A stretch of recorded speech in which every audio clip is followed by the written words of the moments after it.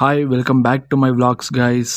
ಇವತ್ತಿಗೆ ನಾನು content creation ಶುರು ಮಾಡಿ 10ನೇ ದಿನ ಗುರು.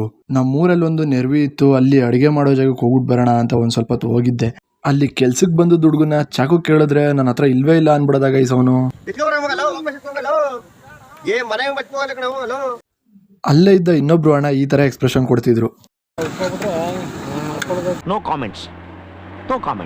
ಅಲ್ಲಿಂದ ನನ್ನ ಫ್ರೆಂಡ್ನ ಮಾತಾಡ್ಸೋಣ ಅಂತ ಇನ್ನೊಂದು ಜಾಗಕ್ಕೆ ಬಂದರೆ ನನ್ನ ಕೈಲಿ ಫೋನ್ ಇದ್ದದ್ದು ನೋಡ್ಬಿಟ್ಟು ಹಿಂಗೆ ಎದ್ದು ಹೋಗ್ತಿದ್ದ ಗೈಸ್ ಅವನು.